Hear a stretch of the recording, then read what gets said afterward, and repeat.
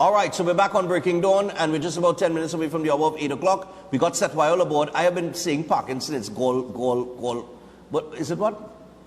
Gallbladder. Gallbladder. Nice, man. So we want to say good morning to Seth. Seth, good morning to you. And this is part 2 of the gallbladder. So where do we start? Good morning, good morning. All right, well, you'll start. Well, I'll share the screen one time so that we could get into it. So let's open this up. I see like you're frozen there, boy. All right. Yeah. So last week we were looking at cholecystitis. Uh-huh.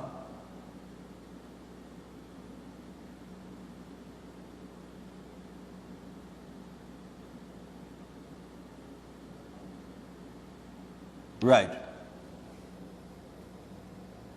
In the gallbladder. All right. And this week we want to go across to this one here, cholecystitis. Cholecystitis, of course, when we look at the word, the chole part, that part would deal with, of course, the bile. And we have the word cyst, C-Y-S-T, which means a bladder. And itis, anytime you see that suffix at the end, it would mean infection. Okay. All right. So then it basically means gallbladder infection. All right. So we're gonna jump to a different image here.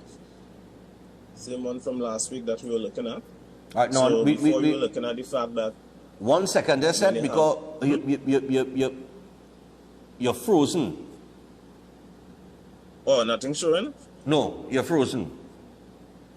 Okay. I wonder what's going on Yeah. there. Usually we don't have no problems with you. You're pulling a brand big on me here. Right, but and on my end it's showing good, huh? My end it's showing fine. All right, no problem, but continue. Let's see here. All right, so we have this image here. So in the image that we had up last week there, where we were looking at the gallbladder, and we saw the gallbladder body, and the gallbladder neck, and so forth, the left and right hepatic ducts, and the common hepatic duct. All right. When you get the cholecystitis, that is when the stones that have developed in the gallbladder is stuck in the gallbladder neck, or what we call the cystic duct. The cystic duct, yeah. Yeah. So when it's stuck there, because before when you have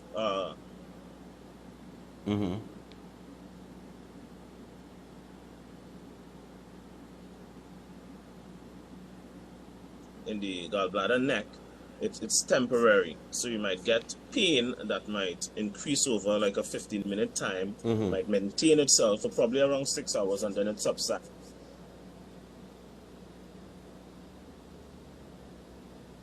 Okay. Or what you might call a gallbladder attack.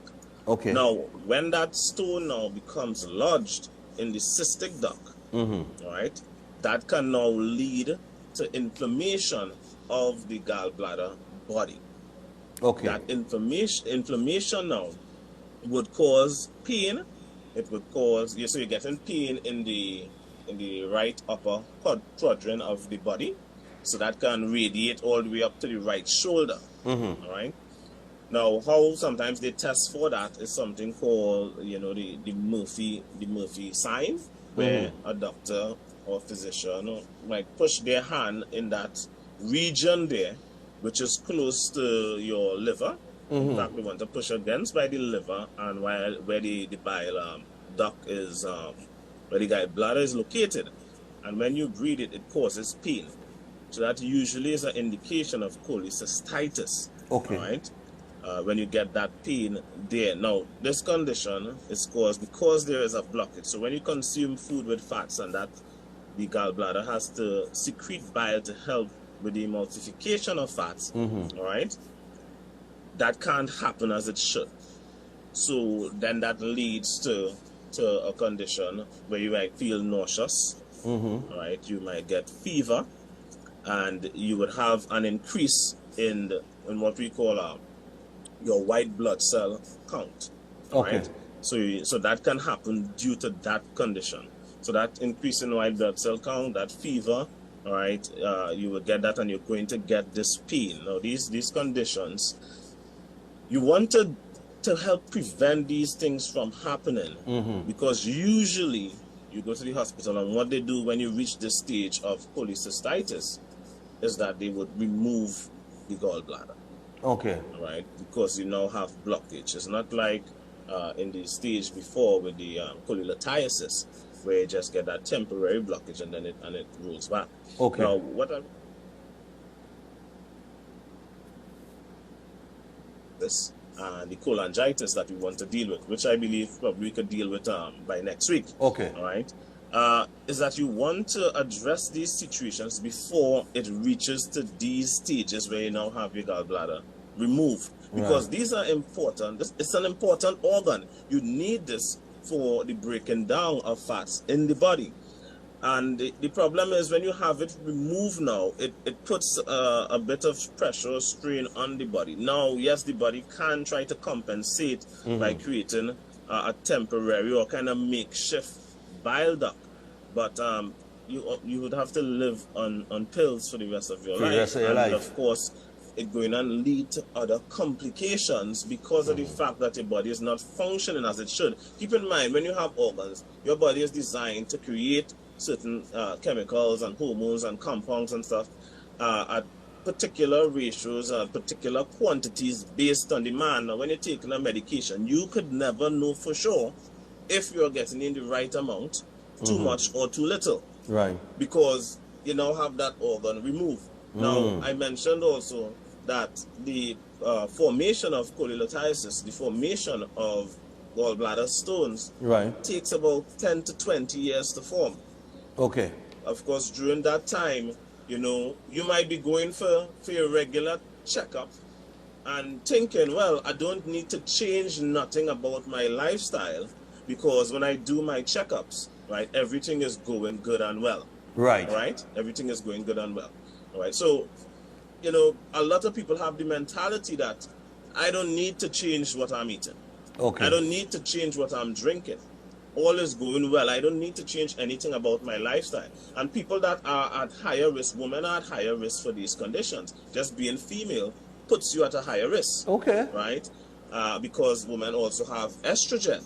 So something as simple as birth control pills, which would affect estrogen levels, because birth control pills are not natural. It throws off things with the body, with the hormones, that increases your risk of getting these conditions.